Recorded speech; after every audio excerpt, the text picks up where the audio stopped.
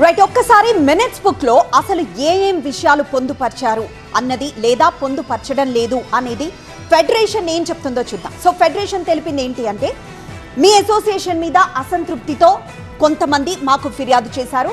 So majority సభ్యులు నిర్ణయం ప్రకారం నడుచుకోవాల్సిందే అని ఫెడరేషన్ సూచించింది.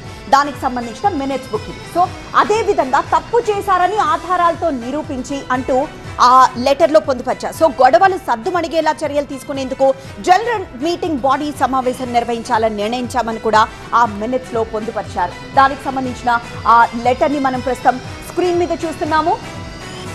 అయితే మినిట్స్ బుక్స్ తీసుకురావాలి, వాట్సాప్లో ఎలాంటి మ్యాటర్ సర్క్యులేట్ చేయకూడదు అని కూడా వార్నింగ్ ఇచ్చింది. ఇలా డాన్స్ అసోసియేషన్ పై ఫెడరేషన్ కూడా తన లేఖల ద్వారా అసంతృప్తి వ్యక్తం చేయడం జరిగింది. అసోసియేషన్లో ఏర్పడ్డ గ్యాప్ ని తగ్గించడానికి జనరల్ బాడీ మీటింగ్ ఏర్పాటు చేయడంతో విభేదాలు మరింతగా బయటపడ్డాయి. జానీ మాస్టర్, శేఖర్ మాస్టర్ మద్దతుదారులు ఒకరిపై ఒకరు ఆరోపణలు చేసుకుంటూ వాగ్వాదానికి దిగడంతో పరిస్థితి మరింత ఉద్రిక్తంగా మారింది. అయితే జానీ మాస్టర్, శేఖర్ మాస్టర్ ఇంకా దీనిపై స్పందించలేదు. ప్రస్తుతం వివాదం మొత్తం అసోసియేషన్ వ్యవహారాలు, ఎన్నికల ప్రక్రియ, ఫెడరేషన్ పాత్ర చుట్టూనే కొనసాగుతున్నాయి. అయితే ఇప్పటి వరకు అందుబాటులో ఉన్న అధికారిక సమాచారం ప్రకారం ఇది వ్యక్తిగత శత్రుత్వం కంటే అసోసియేషన్ పరిపాలన, ఎన్నికలు, సభ్యత్వాలు, ఫెడరేషన్ అధికారాలపై నెలకొన్న విభేదాలే ప్రధాన కారణంగా కనిపిస్తున్నాయి. జనరల్ బాడీ సమావేశం తరువాత ఎలాంటి నిర్ణయాలు వస్తాయి అన్న దానిపైనే ఇప్పుడు అందరి దృష్టి. అలాగే ఈ మధ్యాహ్నం 3 గంటలకు మీడియా సమావేశాన్ని నిర్వహించి అన్ని విషయాలు చెబుతాను అంటున్నారు జానీ మాస్టర్.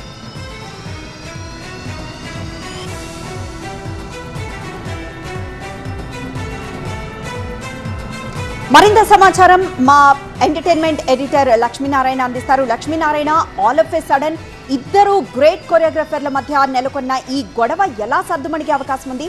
మరోవైపు అసోసియేషన్ వాళ్ళు ఏం చెప్తున్నారు? అంటే ఈ ఇష్యూని ఒక కొలిక్కి తెచ్చేలా ఏమన్నా వాళ్ళిద్దరిని కూర్చోబెట్టి మాట్లాడే అవకాశాలు ఉన్నాయా? అంటే గత డిసెంబర్లో ఈ కొత్త కమిటీ ఫామ్ అయింది.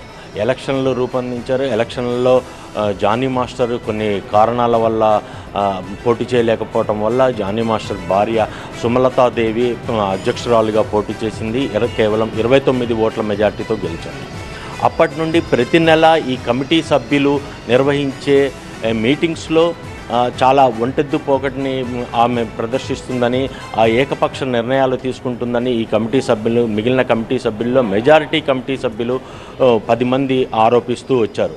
అయితే ఈ ఆరోపణలు ఇలా వాళ్ళ అంతర్గతంగా జరుగుతూ ఉన్న నేపథ్యంలో ఈ మెజారిటీ కమిటీ సభ్యులు ఈ కమిటీతో కొనసాగటం కష్టము, ఈ కమిటీలో ముఖ్యంగా 2 అంశాలపై ఈ కమిటీ సభ్యులు విభేదిస్తున్నారు. సభ్యుల సంక్షేమం అనేది మొదటి అంశం అయితే, రెండవ అంశము కొత్త సభ్యుల సభ్యత్వ స్వీకరణ అనేది. కొత్త సభ్యుల సభ్యత్వ స్వీకరణలో జానీ మాస్టర్ చాలా ఏకపక్షంగా వ్యవహరిస్తున్నారు. సభ్యుల సంక్షేమం కోసం చేయవలసిన కార్యక్రమాలు ఒక్కటి కూడా చేపట్టట్లేదు, అవి ఎప్పటికప్పుడు దాటేస్తున్నారనేది ఈ సభ్యుల మొదటి ఆరోపణ. ఈ నేపథ్యంలో ఈ మిగిలిన కమిటీ సభ్యులు దాదాపు 10 మంది రాజీనామా సమర్పించారు. ఈ రాజీనామాని ఫిలిం ఫెడరేషన్ 24 క్రాఫ్ట్స్ కూడా అందించడం జరిగింది.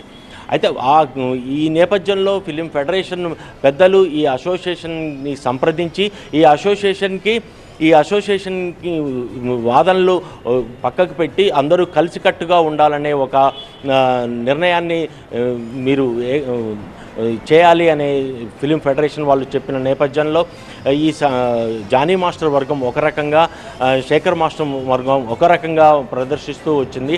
అయితే జానీ మాస్టర్ ఏకపక్షంగా వ్యవహరిస్తున్నారు. దాంతోపాటు ఫిలిం ఫెడరేషన్ సభ్యులు, ఫిలిం ఫెడరేషన్ కమిటీ దీని మీద ఆధిపత్యం చెలాయించడానికి ఒప్పుకోము, మా కమిటీలో సభ్యుల్లోని రాజీనామా చేసిన నేపథ్యంలో ఆ కమిటీ పూర్తి ఇదిగా కొనసాగటానికి వీలుగా ఒక బై ఎలక్షన్స్ నిర్వహించాలని ఒక కార్యక్రమాలు చేపట్టిన నేపథ్యంలో శేఖర్ వర్గం దీన్ని తీవ్రంగా వ్యతిరేకిస్తుంది. అయితే ఈ నేపథ్యంలో ఈ ఫిలిం ఫెడరేషన్ సభ్యులు పూర్తిగా దీంట్లో ఇన్వాల్వ్ అయ్యి ఈ సమస్యను ఎలా పరిష్కరిస్తారనేది చూడాలి. మరోవైపు ఈరోజు సాయంత్రం జానీ మాస్టర్ ఒక ప్రెస్ మీట్ నిర్వహిస్తున్నారు. ఆ నిర్వహణలో తను ఎలాంటి కార్యక్రమాలు చేపట్టబోతున్నారు, ఈ శేఖర్ వర్గం ఎలాంటి ఆరోపణలు చేస్తున్నారు అనే దానికి పూర్తి వివరాలు అందజేయనున్నారంటుగా జానీ మాస్టర్ చెప్తూ ఉన్నారు. ఎస్ లక్ష్మీనారాయణ.